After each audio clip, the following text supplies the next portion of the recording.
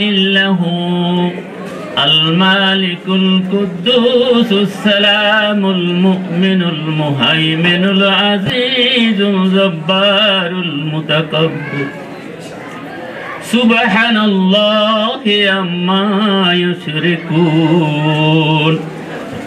هو الله الخالق البارئ المصور له الأسماء الحسنى يسبح له ما في السماوات والأرض وهو العزيز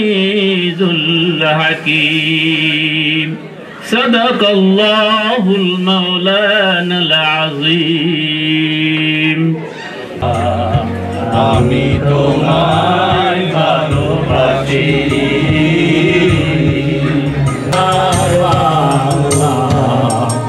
আমি তোমায় ভালোবাসি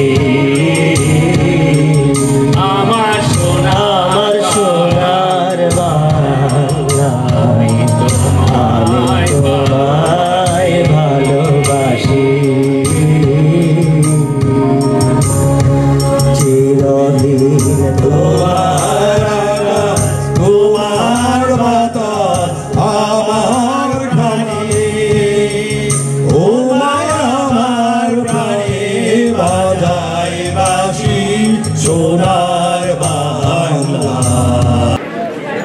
প্রথম বাংলাদেশ আমার শেষ বাংলাদেশ জীবন বাংলাদেশ আমার মরণ বাংলাদেশ প্রথম বাংলাদেশ আমার শেষ বাংলাদেশ জীবন বাংলাদেশ আমার মরণ বাংলাদেশ বাংলাদেশ বাংলাদেশ বাংলাদেশ বাংলাদেশ বাংলাদেশ বাংলাদেশ প্রথম বাংলাদেশ আমার শেষ বাংলাদেশ জীবন বাংলাদেশ আমার মরণ বাংলাদেশ প্রথম বাংলাদেশ আমার শেষ বাংলাদেশ জীবন বাংলাদেশ আমার মরণ বাংলাদেশ বাংলাদেশ বাংলাদেশ বাংলাদেশ বাংলাদেশ বাংলাদেশ বাংলাদেশ আলোচনা সভা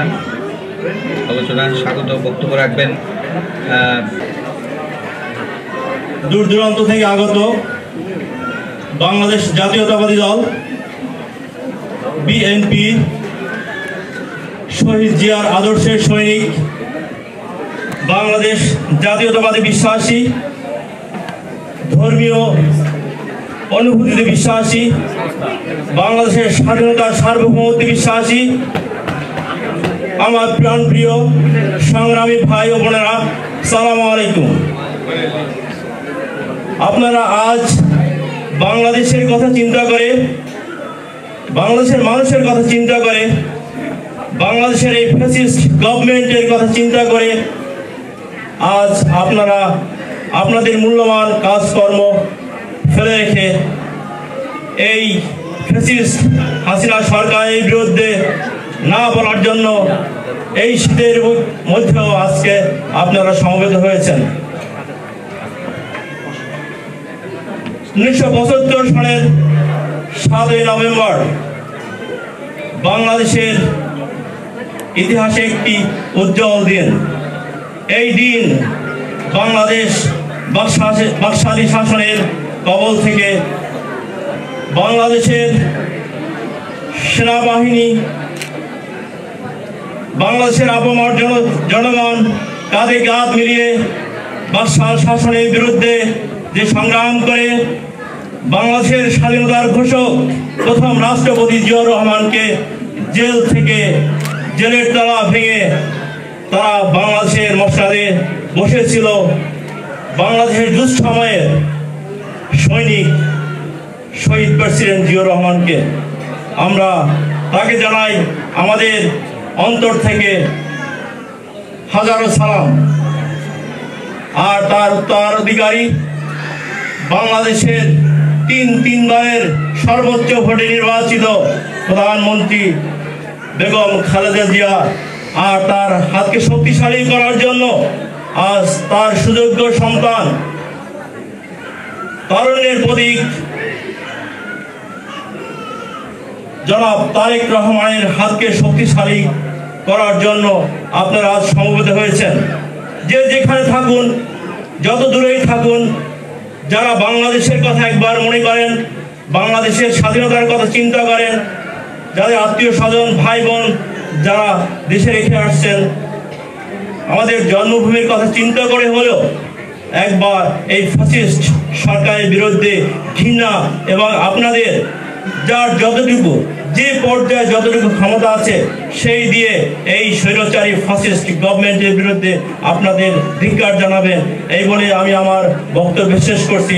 বাংলাদেশ জিন্দাবাদ, বাংলাদেশ জাতীয়তাবাদী জিন্দাবাদ, শহীদ জিয়া অমর হোক, খালেদা জিয়া জিন্দাবাদ, তারেক জিয়া জিন্দাবাদ। প্রথমে আমাদের শহীদ প্রেসিডেন্ট জিয়াউর রহমান সাহেবের প্রতি রইল লাল সালাম। আপনার জন্য, আপনার বদৌলতে বাংলাদেশের তৎকালীন মানুষ এবং আজও পর্যন্ত যেটুকু শান্তিতে রয়েছে, যতটুকু সংগ্রাম করে যাচ্ছে বাংলাদেশের জাতীয়তাবাদী আদর্শ প্রতিষ্ঠিত করার জন্য, সেজন্য আপনি আমাদের কৃতজ্ঞতার পাশে আপনাকে আমরা সর্বোচ্চ স্থানে রেখেছি। বর্তমান এই জালেম সরকারকে কি করে নামানো যাবে, জালেম সরকারকে বিতাড়িত করা যাবে, তার জন্য আমরা বিশ্বের সর্বশ্রেষ্ঠ দেশ সুপার পাওয়ার আমেরিকা থেকে একটা সাজেশন, একটা চিন্তা ভাবনা করতে হবে। আপনারা যারা ইতিহাস জানেন, আমরা যারা দেখেছি সচক্ষে সেই আইয়ুবী আমল, সেই এরশাদ আমল, তখন আমরা দেখেছি আজকে যে প্রতিপালিত হচ্ছে নূর হোসেনের গণতন্ত্র পুনরুদ্ধার দিবস। নূর হোসেনের জন্য নূর হোসেন আত্মাহুতি দিয়েছিলেন গণতন্ত্রের জন্য। তার পূর্বে আইয়ুবের সময় অনেকেই শহীদ হয়েছিলেন। এরশাদ আমলে নূর হোসেন ছাড়াও আরো অনেকে হত্যা করা হয়েছিল।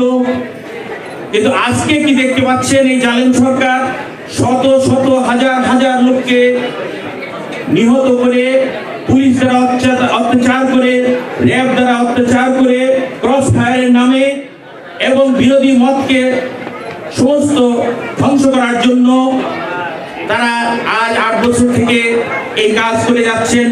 দেশে গণতন্ত্র নাই, দেশে বাক স্বাধীনতা নাই, দেশ এখন স্বাধীন নয়, সম্পূর্ণ স্বাধীন নয়, একটা পার্শ্ববর্তী রাষ্ট্রের দাবিদার রাষ্ট্রে পরিণত হয়েছে। এই উদ্দেশ্যে আমরা মুক্তিযুদ্ধ করি নাই, এই উদ্দেশ্যে 30 লক্ষ শহীদ তাদের জীবন দেননি। কাজেই তখনকার যারা আন্দোলন করতেন তাদের প্রতি আমরা ধিক্কার দিব।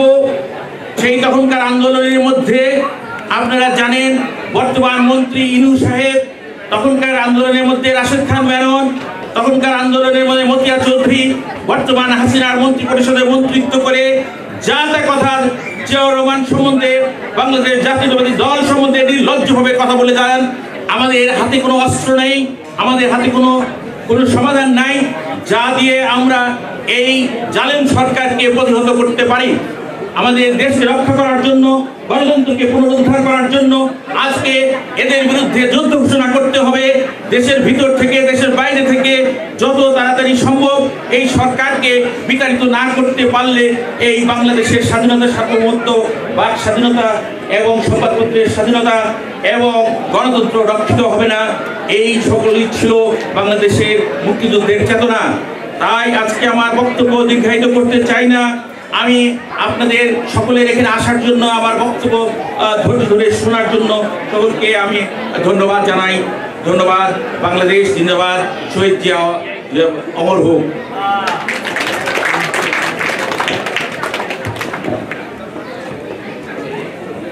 ধন্যবাদ কাজী নুরুজ্জামান আপনার মূল্যবান বক্তব্যের জন্য। এবারে বক্তব্য রাখবেন প্রধান বক্তা কাউসারুল হক। এটি একটা বর্ণাঢ্য ইতিহাস, জাতির ক্রান্তি লগ্নে অত্যন্ত গুরুত্বপূর্ণ একটা ইতিহাস। আজ থেকে 25 বছর গত শতকে আমরা এই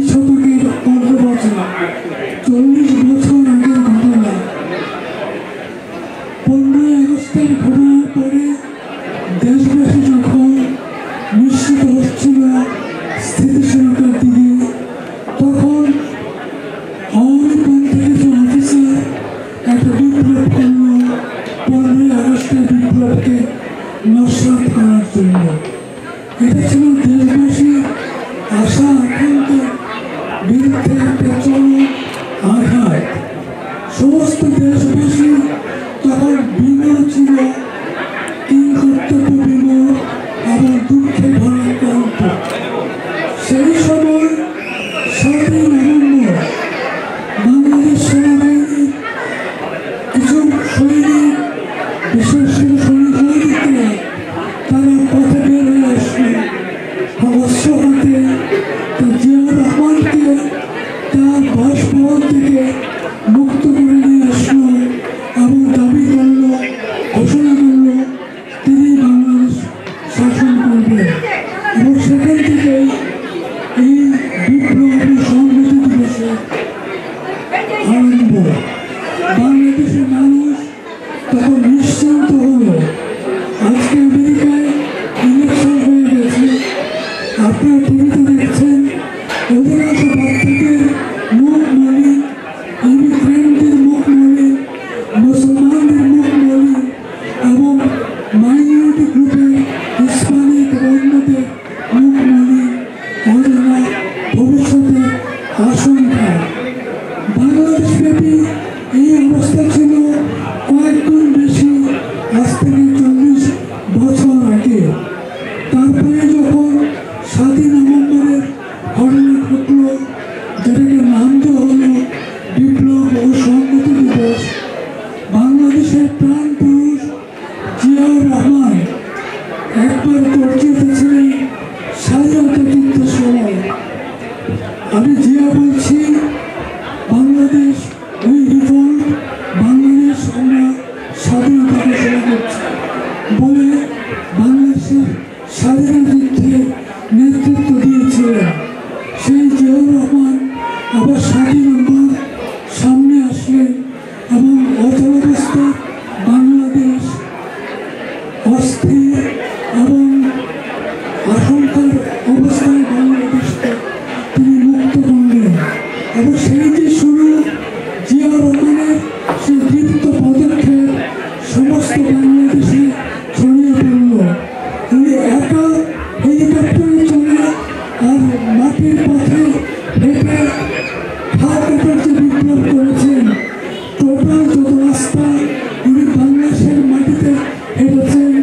বাংলাদেশের পরবর্তী কোনো রাষ্ট্রপ্রধান টোটাল এতদিন কাটেননি। উনি আর কোন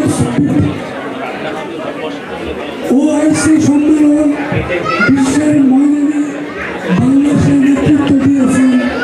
সেখানে 40-50 জন ইসলামিক রাষ্ট্র সরকার প্রধানরা যখন জড়িত হয়ে এক প্রাসাদ থেকে, এক মিটিং স্থল থেকে আরেক মিটিংয়ে হেঁটে যাচ্ছেন, সেখানে প্রথম সারি 8-10 জন রাষ্ট্রনায়কের মধ্যে সবচেয়ে স্মার্ট ছিলেন জিয়াউর রহমান, সবচেয়ে দীপ্ত পদচারণা ছিল জিয়াউর রহমান। এবং দেখা গেল তার হত্যার পরে মধ্যপ্রাচ্যে কর্মরত কয়েক লক্ষ বাঙালিকে, হাজার হাজার আরবিদের প্রশ্নের সম্মুখীন হয়েছে, তবে জিয়াউর রহমানকে মেরে ফেললে কেন? জিয়াউর রহমান শুধু বাংলাদেশের সংহতি এবং জাতীয় স্বাধীনতা সংরক্ষণকারী ছিলেন না, বিদেশেও মুসলিম ঐক্যের উনি একটা সম্ভাবনার ঐক্য স্থাপন করেছিলেন। বাংলাদেশে তার মতো স্মার্ট, প্র্যাগমেটিক এবং সুদূর প্রসারী দৃষ্টি আর কোনো রাষ্ট্রনায়ক আগেও ছিলেন না, আর তারপরেও আসেননি। আমরা খুব মিস করে থাকি বিপ্লব সংহতি দিবস, তাকে আবর্তন করে আমরা এই দিনে তার বর্ণিত ইতিহাস স্মরণ করি এবং মনে মনে কামনা করি তার অরাত্ম বিপ্লব আমরা যেন আমাদের ভবিষ্যতের জন্য এগিয়ে নিতে পারি, বাংলাদেশকে সংহতি করতে পারি, কল্যাণকারী করতে পারি, উন্নতির দিকে নিতে পারি। আপনাদেরকে ধন্যবাদ। আজ এই খুব তাৎপর্যপূর্ণ এই দিনটি উপলক্ষে। অনেকে আমরা জাতীয় জীবনে বুঝতে পারি না এটার আসল গুরুত্ব কত বড়। এটার মর্ম তখনই বুঝবো যখন এটার অভাবে কি হতো সেটা যদি আমরা চিন্তা করতে পারি। 7ই নভেম্বর জিয়া এসেছিল বলে, জাতির হাল ধরেছিল বলে, নিজের জীবনের রিস্ক নিয়ে আমরা কয়েকটা বছর গণতন্ত্র উপলব্ধি করতে পেরেছিলাম। অনেকে বলে জিয়া ক্ষমতা দখল করেছিল এরপর থেকে। কথা হচ্ছে গিয়ে ওই সময়কার প্রেক্ষাপট কী ছিল সেটা আগে সবাইকে একটু অনুধাবন করতে হবে। আওয়ামী লীগরা ততদিনে মুজিবকে হত্যা করে, মোস্তাকরা মিলে। বাকশাল নামর বিভীষিকা তখন বাংলাদেশের একমাত্র রাজনৈতিক বাস্তবতা ছিল। আরেকটা বাস্তবতা ছিল জাসদ নামের অস্ত্রযুদ্ধকারী দেশদ্রোহী দল। আর আরেকটা ইনস্টিটিউশন ছিল, সেটা হচ্ছে বাংলাদেশ আর্মি। এই তিনটা institution were only institution that were left at that time who could handle Bangladesh, and all of them were in destructions. Army were killing each other in coup after coup. Shafayat Jamil, Khaled Musharraf, তারা মিলে আওয়ামী লীগের 4 নেতাকে জেলে হত্যা করলো। বোঝাই যায় তারা গণতন্ত্রের কতটা বিদ্রোহী।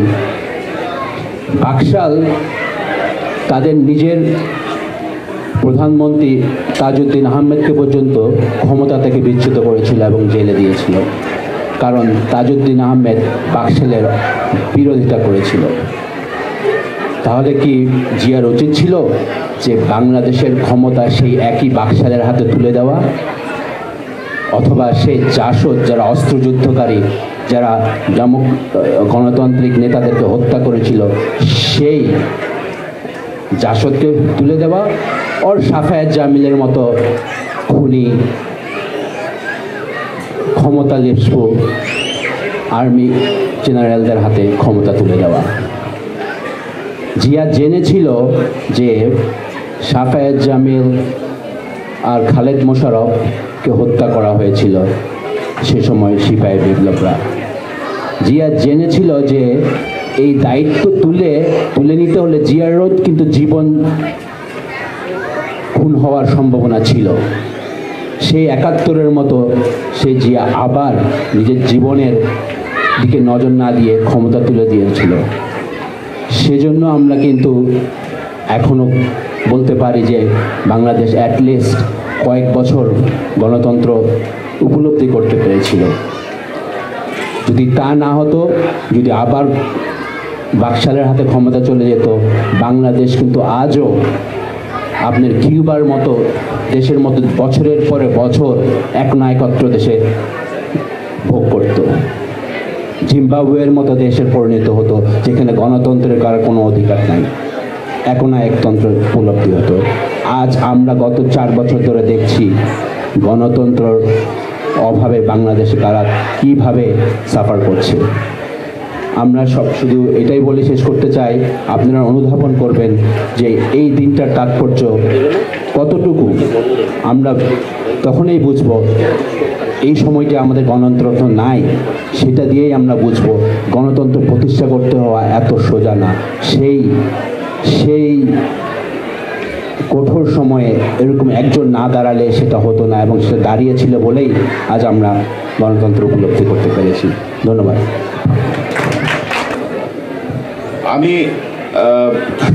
আমি খুব সম্মানিত বোধ করছি এবং নিউ ইংল্যান্ড বিএনপির সভাপতিকে আমার কৃতজ্ঞতা জানাচ্ছি এরকম একটি অনুষ্ঠানে আমাকে বক্তব্য দেওয়ার সুযোগ দিয়েছেন। এই জন্য আজকে এখানে আপনারা যারা সামনে উপস্থিত আছেন, আমি অনেকের সম্পর্কে যা জানি তাদের সামনে আমার বক্তব্য দেওয়ার মতো যোগ্যতা আমি রাখি না। তারপরেও কিছু অনুভূতি শেয়ার করা আসলে, এবং এই জাতীয় অনুষ্ঠানে এতগুলো চোখের সামনে কথা বলতে আমি খুবই ভয় পাই। গত কয়েক মাসের আমার যে অভিজ্ঞতা আমি তাই দেখছি। আমি ক্যামেরার সাথে অনেক বেশি ফ্রেন্ডলি, কিন্তু এই জায়গাতে আমার অনেক সমস্যা হয়, আমি নিজে ফিল করছি গত কয়েক মাসে। যাই হোক, 7ই নভেম্বর জাতীয় বিপ্লব এবং সংহতি দিবস। আপনারা জানেন বাংলাদেশের বর্তমান যে অবস্থা চলছে, কেউ কেউ বলছেন ফ্যাসিবাদ, কেউ কেউ বলছেন জুলুম, জালিম সরকার, কেউ কেউ বলছেন একনায়ক সরকার, স্বৈরতান্ত্রিক সরকার। আমি আমার অভিজ্ঞতায় আমি যতটুকু বলবো, কোনো শব্দই বর্তমান অবস্থাকে ব্যাখ্যা করার জন্য যথেষ্ট নয়। আমি যদি আমার ছোট্ট একটু 1 মিনিট যদি একটু বলি, যে আমি 21শে টেলিভিশনে একটি অনুষ্ঠান করতাম যার নাম হচ্ছে জনতার কথা। অনুষ্ঠানের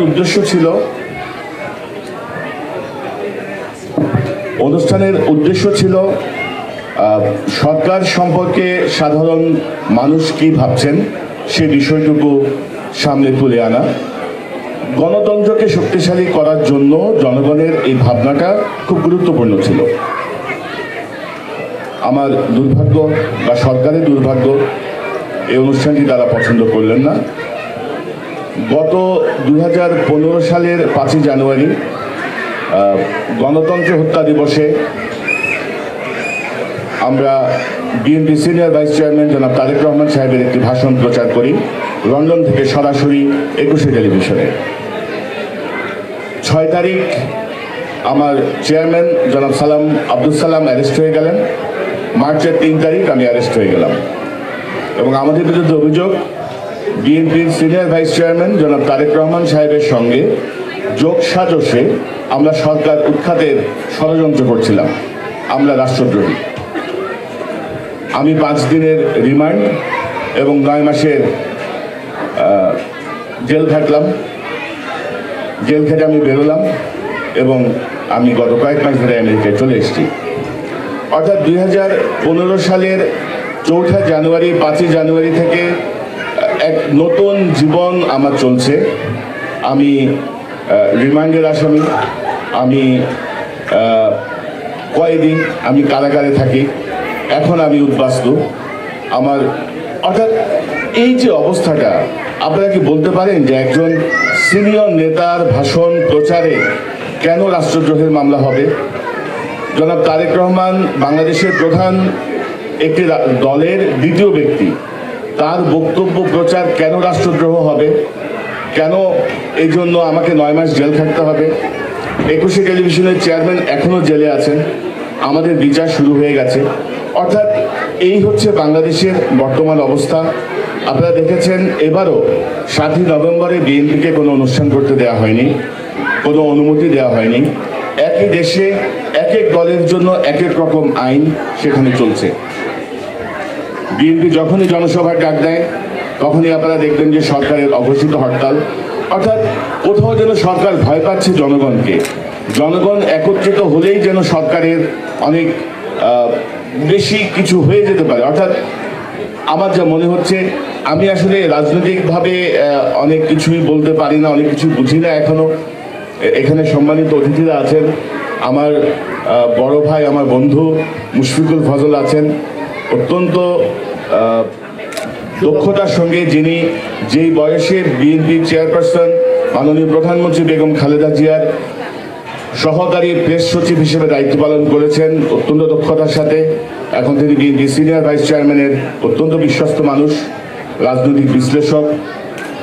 উনি খুব ভালো বলেন। আমি মনে করি আপনারা ওনার কাছ থেকে আরো শুনবেন। আমি আবারও আপনাদের সবাইকে ধন্যবাদ জানাচ্ছি। আমি সম্মানিত বোধ করছি আজকে আপনাদের এখানে বক্তব্য দিতে পেরে। আপনারা আমার জন্য দোয়া করবেন যেন এই উদ্বাস্তু জীবনের অবসান হয়, যেন শান্তিপূর্ণভাবে সব কিছুর সমাধান হয়। ধন্যবাদ। সাইলেন্স ইজ গোল্ডেন, নিস্তব্ধতাই হিরণময়। আমি সকলের কাছ থেকে 7 মিনিটের নিস্তব্ধতা আশা করছি। আমরা ধরে নিচ্ছি যারা কথা বলছেন কেউ আর প্রাপ্তবয়স্ক নন, এখন থেকে যারা কথা বলবেন। এটি একটি অত্যন্ত তাৎপর্যপূর্ণ অনুষ্ঠান, জাতীয় বিপ্লব এবং সংহতি দিবস, যার গুরুত্ব সম্পর্কে যখন বয়োবৃদ্ধ অত্যন্ত প্রবীণ ব্যক্তিত্ব, রাজনীতি সম্পর্কে যিনি যথেষ্ট জ্ঞান রাখেন, হক সাহেব যখন বক্তৃতা করছিলেন আমি খুব বেদনার সাথে লক্ষ্য করেছি এখানে আপনারা যখন মনোযোগ দেননি, আমার কাছে খুব কষ্ট লেগেছে যে আমরা একটি পৃথিবীর আমার মতো তৃতীয় বিশ্বের দারিদ্র্যপীড়িত একটি দেশের নাগরিকের জন্য যুক্তরাষ্ট্র হচ্ছে একটি স্বপ্নের জায়গা, একটি শৃঙ্খলাপূর্ণ জায়গা, একটি নিয়ম অনুবর্তিতা শেখার জায়গা। সেখানের অবস্থা যদি এরকম হয় তাহলে আমাকে খুব কষ্ট দেবে, আমি খুব দুঃখ পাবো। যাই হোক, বিসমিল্লাহির রহমানির রহিম। আজকের এই অনুষ্ঠানের সম্মানিত সভাপতি, নিউ ইংল্যান্ড বিএনপির সভাপতি সৈয়দ বদরে আলম সাইফুল, মঞ্চে উপবিষ্ট সাবেক সভাপতি জনাব নুরুজ্জামান, কাজী নুরুজ্জামান, হক সাহেব, সৌরভ খান এবং কারা নির্যাতিত যিনি 9 মাসের কারাগারে অন্তরীণ ছিলেন শেখ হাসিনার এই রিজেমে এবং 5 দিনের রিমান্ডের অসহ্য যন্ত্রণা সহ্য করে তিনি নিজেই বললেন আজকে উদ্বাস্তের জীবন তাকে গ্রহণ করতে হয়েছে। কনক সারোয়ার এবং আপনারা যারা উপবিষ্ট সকলকে আমি আমার ব্যক্তিগত পক্ষ থেকে জানাচ্ছি আন্তরিক শুভেচ্ছা ও অভিনন্দন। আমরা সকলে জানি জাতীয় বিপ্লব এবং সংহতি দিবসের তাৎপর্য, এবং এই বিষয়ে যদি খুব বেশি বলতে যাই সেটি অনেকটা চর্বিত চর্বণ হবে। তবে জুলিয়াস সিজার সম্পর্কে যে কথাটি বলা হয়, হি কেম, he so and he conquered, এই কথাটি শহীদ প্রেসিডেন্ট জিয়াউর রহমানের বেলায় একইভাবে প্রযোজ্য। তিনি হক ভাই যখন বলছিলেন আমি একটু তার সঙ্গে প্রাসঙ্গিকভাবে যোগ করতে চাই যে 3টি ক্রান্তিকালে শহীদ প্রেসিডেন্ট জিয়াউর রহমানের খুব একদম সময়কে উনি নিরূপণ করে যথাসময়ে তার আবির্ভাব ঘটেছিল। যখন আপনারা যারা আমাদের পূর্বসূরি যারা মহান মুক্তিযুদ্ধে অংশগ্রহণ করেছেন অথবা মুক্তিযুদ্ধকে প্রত্যক্ষভাবে দেখেছেন, যারা শহীদ প্রেসিডেন্ট জিয়াউর রহমানের স্বাধীনতার ঘোষণাটি নিজের কানে শুনেছেন, আপনারা সকলে সেই সময়ের প্রত্যক্ষ সাক্ষী। যখন সমগ্র মানুষ দিশেহারা ছিল, রাজনৈতিক নেতৃত্ব যখন ব্যর্থ ছিল, পশ্চিমা পাকিস্তানি গোষ্ঠীর প্রতি যারা আঘাত করে হোক অথবা ভয়ে হোক অথবা কোনো কারণে হোক যারা বাংলাদেশ ছেড়ে চলে যেতে হয়েছিল এবং যারা মুক্তিযুদ্ধের ধারক এবং বাহক বলে দাবিদার, তারা যখন ভারতে গিয়ে আশ্রয় গ্রহণ করেছিল, তখন শহীদ প্রেসিডেন্ট জিয়াউর রহমানের কালুরঘাট থেকে তার কণ্ঠ ভেসে উঠেছিল, তিনি স্বাধীনতার ঘোষণা করেছিলেন। এটি একটি ধ্রুব সত্য, ইতিহাস সাক্ষী, বাংলাদেশের আপামর জনতা সাক্ষী। সেই স্বাধীনতার ঘোষণায় তিনি যেভাবে দিশেহারা জাতিকে দিক নির্দেশনা দিয়েছিলেন, মুক্তিযুদ্ধে ঝাঁপিয়ে পড়ার অনুপ্রেরণা জুগিয়েছিলেন এবং একটি স্বাধীন সার্বভৌম ভূখণ্ড আমাদেরকে উপহার দেওয়ার জন্যে তার জীবন বাজি রেখে ঝাঁপিয়ে পড়েছিলেন, একটি সময় উপযোগী সিদ্ধান্ত গ্রহণ করেছিলেন। প্রথম শহীদ প্রেসিডেন্ট জিয়াউর রহমানের আবির্ভাব ঘটেছিল সেদিনই 1971 সালের 26শে মার্চ কালুরঘাট বেতার কেন্দ্রে তার কণ্ঠ ভেসে ওঠার মধ্য দিয়ে। একইভাবে যখন 7ই নভেম্বর এখানে অনেকগুলো ঘটনা ঘটেছে, পাল্টা কু হয়েছে। 7ই নভেম্বর যখন তাকে সিপাহী জনতা, আমরা সলিডারিটি বলি, সংহতি অর্থাৎ সৈনিক এবং জনতা একীভূত হয়ে তাকে কারাগারের বন্দিদশা থেকে মুক্ত করে, আপনারা সেদিন প্রত্যক্ষ করেছেন ঢাকার রাজপথ কিভাবে সৈনিক এবং জনতা একাকার হয়ে নারায়ে তাকবীর আল্লাহু আকবার ধ্বনিতে প্রকম্পিত করে রাজপথকে তারা তাদের প্রিয় মানুষটিকে, প্রিয় নেতাটিকে বন্দিদশা থেকে মুক্ত করে এনে বাংলাদেশের রাষ্ট্রীয় ক্ষমতা তার কাছে অর্পণ করেছিল। তৃতীয় তিনি যে কাজটি করেছেন, খুব সংক্ষেপে বলছি, আপনারা ঘটনাগুলো জানেন, আমি সেদিকে যাচ্ছি না। সেটি হলো যে তিনি বাংলাদেশের যে মূল ভিত্তির উপর আমাদের মুক্তিযুদ্ধ সংগঠিত হয়েছিল, মানুষের অধিকার প্রতিষ্ঠিত হবে, আমরা একটি গণতান্ত্রিক রাষ্ট্র প্রতিষ্ঠিত হবে যেখানে ফ্রিডম অফ প্রেস থাকবে, ফ্রিডম অফ এক্সপ্রেশন থাকবে, বহু মানুষের, বহু দলের, বহু মতের প্রাধান্য থাকবে। যখন আমরা দেখলাম যে মুক্তিযুদ্ধের কিছুদিনের মাথায় সব কিছু লণ্ডভণ্ড হয়ে গিয়েছিল, তার দেশের স্বাধীনতাকে বিপন্ন করে তোলা হলো এবং আমাদের যে যা মুক্তিযুদ্ধের যে চেতনা ছিল, যে বহু দল এবং বহু মতের যে একটা মিলন থাকবে, সেটিকে যখন রুদ্ধ করে একদলীয় শাসন ব্যবস্থা কায়েম করা হলো, তখন কিন্তু আবার শহীদ প্রেসিডেন্ট জিয়াউর রহমানের আবির্ভাব ঘটল। তিনি বহুদলীয় গণতন্ত্র প্রবর্তন করলেন এবং গণতন্ত্র প্রবর্তন করেছিলেন বলেই বহু দলের সম্মেলন ঘটল। এবং আজকের যিনি অবৈধ শাসক শেখ হাসিনা, শহীদ প্রেসিডেন্ট জিয়াউর রহমানের বদৌলতে তিনি আবার রাজনীতি করার সুযোগ পেলেন, তিনি বাংলাদেশে আসতে পারলেন এবং আওয়ামী লীগের নেতৃত্ব দিতে পারলেন। আমি অন্তত মনে করি একটি কারণে শেখ হাসিনার শহীদ প্রেসিডেন্ট জিয়াউর রহমানের প্রতি কৃতজ্ঞ থাকা উচিত, যে তিনি বহুদলীয় গণতন্ত্র প্রতিষ্ঠা করেছিলেন বলে আওয়ামী লীগ রাজনীতি করার সুযোগ পেয়েছে, এবং আওয়ামী লীগ রাজনীতি করার সুযোগ পেয়েছে বলে তারা রাষ্ট্রীয় ক্ষমতায় এসেছে এবং এখন তো জোর করে কুক্ষিগত করে রেখেছে পুরো শাসন ব্যবস্থা। তো শহীদ প্রেসিডেন্ট জিয়াউর রহমানকে অনেকে হিংসার চোখে দেখে, খুব স্বাভাবিক, কারণ যেখানে তারা ব্যর্থ হয়েছে সেখানেই শহীদ প্রেসিডেন্ট জিয়াউর রহমান সফল হয়েছেন। এ কারণেই তাদের হিংসা, তাদের জেদ এবং হেন কোনো অপবাদ নেই তারা শহীদ প্রেসিডেন্ট জিয়াউর রহমান সম্পর্কে তারা বলছে। এতে আমি খুব একটি আশ্চর্য হইনি, বিচলিত নই, কারণ এটি আওয়ামী সংস্কৃতি। আপনারা অনেক আগের থেকে তাদেরকে দেখে আসছেন এবং তাদের রাষ্ট্র পরিচালনা এখন যে অবস্থা বাংলাদেশে বিরাজ করছে, একটু আগে যিনি বর্ণনা করলেন তার নিজের অভিজ্ঞতার থেকে, বাংলাদেশ, পুরো বাংলাদেশ, এই যে 55,598 বর্গ মাইলের বিস্তৃত যে জনপদ, সেটি একটা মৃত্যু উপত্যকায় পরিণত হয়েছে। প্রতিদিন মানুষ কিভাবে অকাতরে জীবন দিচ্ছে, মানুষের মিনিমাম কোনো অধিকার সেখানে নেই, এবং যেখানে ভিন্ন মত, সেখানে জিরো টলারেন্স, অর্থাৎ তারা কোনো টলারেটই করতে পারছে না, সেখানে এরকম একটি অবস্থার মধ্য দিয়ে বাংলাদেশ আজকে পরিচালিত হচ্ছে। অনেকেও বলছিলেন, নুরুজ্জামান ভাই বলছিলেন যে আমাদের কিছু করার নেই বা আমাদের কিছু নেই যেটা নিয়ে আমরা বলতে পারি, এরকম একটা কথা। আমি একটু বিনয়ের সাথে দ্বিমত করতে বলতে চাই যে বিএনপির সবচেয়ে বড় শক্তি হচ্ছে জনমত, এবং বিপুল সংখ্যাগরিষ্ঠ জনগণ এখনো বাংলাদেশের জাতীয়তাবাদী রাজনীতিকে শ্রদ্ধা করে, ভালোবাসে। শহীদ প্রেসিডেন্ট জিয়াউর রহমানের আদর্শকে তারা ধারণ করে, তারা লালন করে, এবং ধারণ করে লালন করে বলেই আজকে যুক্তরাষ্ট্রের মতো একটি দেশে আপনারা থাকেন, বোস্টন শহর, যেটি সকলের জন্য একটি আকর্ষণের জায়গা, সেই জায়গায় আপনারা ডলারে বেতন পান, খুব সুন্দর বাড়িতে থাকেন, খুব সুন্দর গাড়িতে চড়েন, সেখানে থেকে আপনারা আজকের একটি সন্ধ্যাকে নিজের সব কাজকর্ম ফেলে বেছে নিয়েছেন আজকের এই আলোচনাটি শুনবার জন্যে, অথবা তার এই দিনটিকে উপলক্ষ করে যে সাংস্কৃতিক কর্মযজ্ঞ হবে সেটিকে উপভোগ করবার জন্যে। এটি থেকেই প্রমাণিত হয় শহীদ প্রেসিডেন্ট জিয়াউর রহমানের আদর্শের মধ্যে কি ধরনের গাঁথুনি ছিল। যিনি যে আদর্শকে প্রতিষ্ঠিত করেছেন, সে আদর্শকে ধারণ করছেন, লালন করছেন সুদূর যুক্তরাষ্ট্রে বসেও। এবং তার যে আন্তর্জাতিক কার্যক্রমে শহীদ প্রেসিডেন্ট জিয়াউর রহমানের যে অবদান, সেটি তো বলে শেষ করা যাবে না।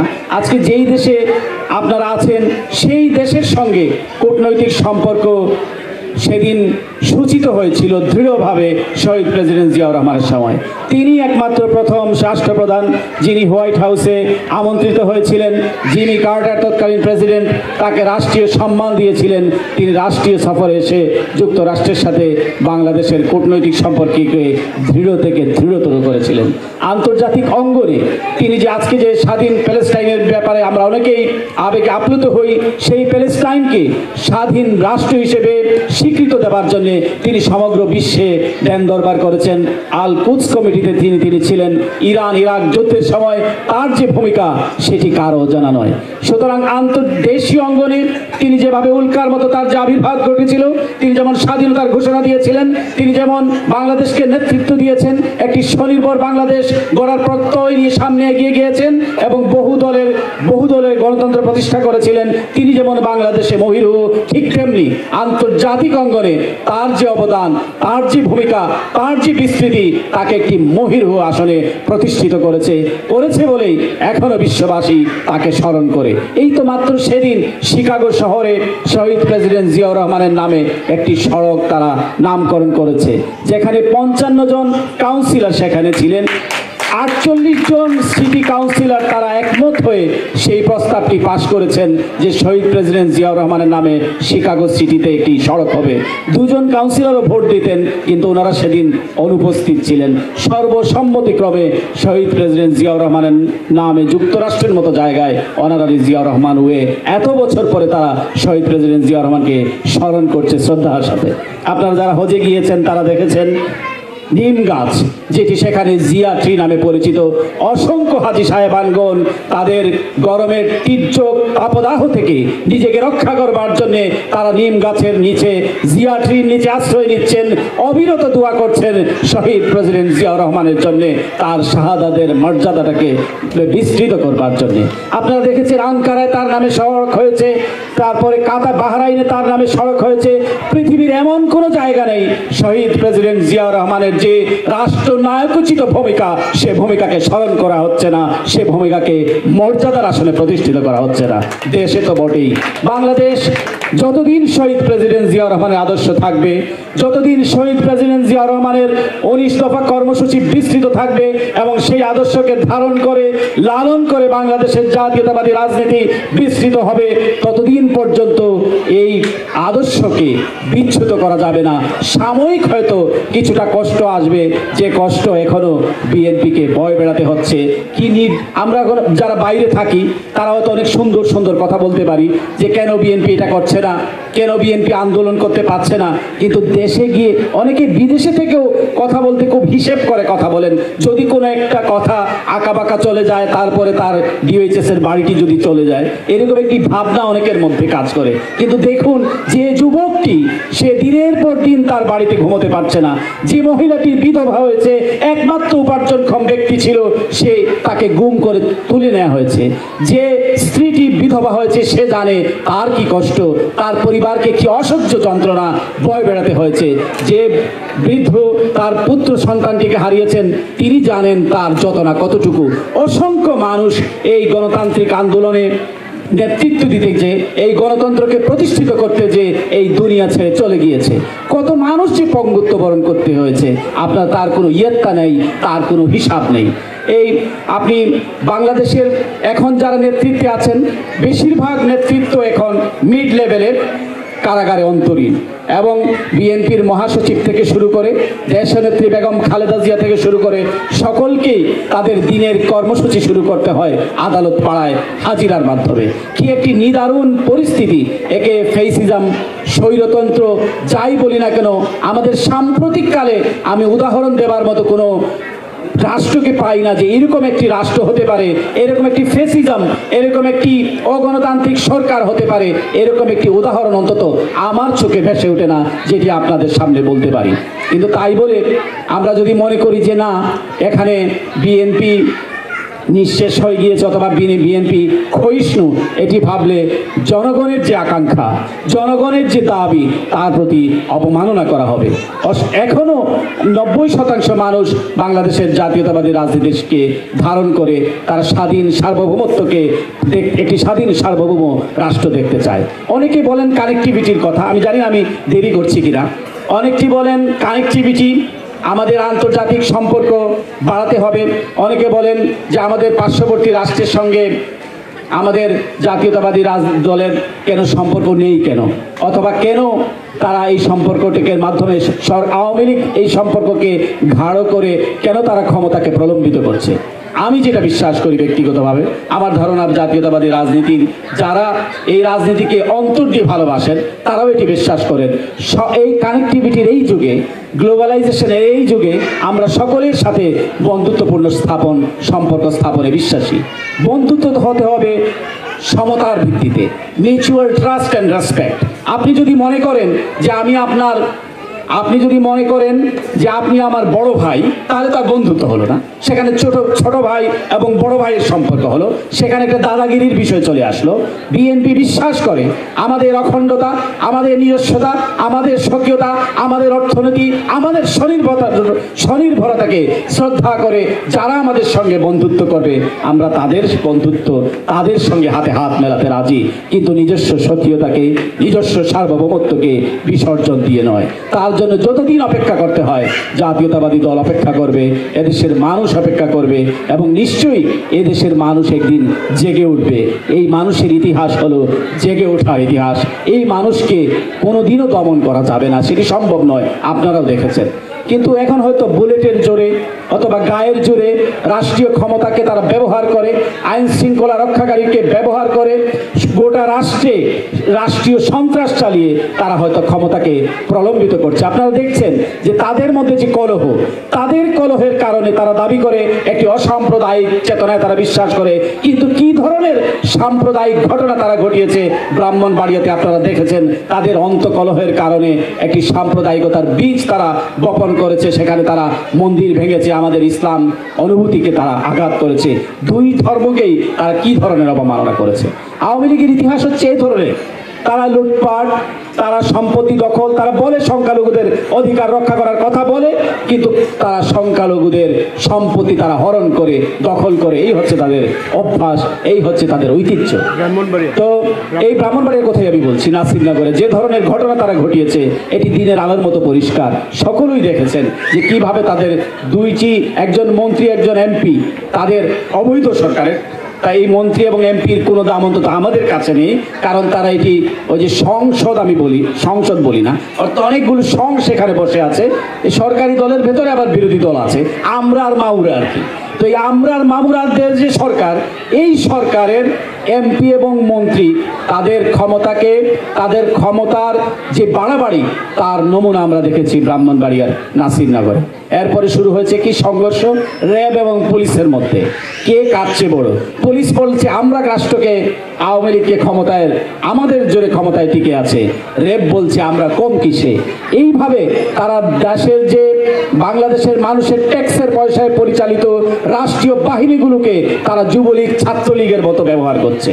তো প্রত্যেকেরই তো একটু, প্রত্যেক জিনিসেরই একটি সীমা আছে এবং এই সীমা যারা লঙ্ঘন করছে তাদের আজ হোক কাল হোক, হয়তো একটু সময় হয়তো একটু দীর্ঘ হচ্ছে, কিন্তু তাদেরকে জনগণের মুখোমুখি দাঁড়াতেই হবে, কারণ জনগণের শক্তি হচ্ছে সবচেয়ে বড় শক্তি।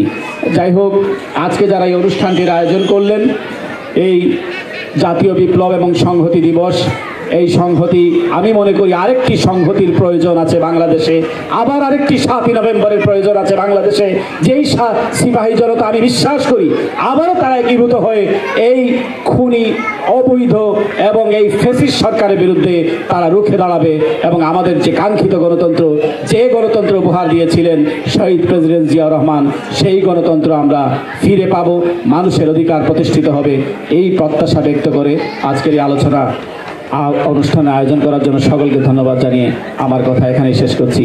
আল্লাহ হাফেজ। বাংলাদেশ জিন্দাবাদ। শহীদ রাষ্ট্রপতি জিয়া রহমান অমর হোক। দেশনেত্রী বেগম খালেদা জিয়া জিন্দাবাদ। উষার দুয়ারে হারি আঘাত, আমরা আনিব রাঙা প্রভাত, আমরা টুটাবো তিমির রাত, বাধার বিদ্যাচল। Thanks all. আপনাদেরকে অসংখ্য অসংখ্য ধন্যবাদ নিউ ইংল্যান্ড বিএনপির পক্ষ থেকে। আমরা নিউ ইংল্যান্ড বিএনপির সকল নেতৃবৃন্দ এবং কর্মীবৃন্দ যারা আছি তাদেরকে অসংখ্য ধন্যবাদ এ ধরনের একটা অনুষ্ঠান আয়োজন করার, সহযোগিতা করার জন্য। বিস্তীর্ণ দুপারে অসংখ্য মানুষের হাহাকার শুনেও নিঃশব্দ নীরবে, ও গঙ্গা তুমি গঙ্গা বইছ কেন?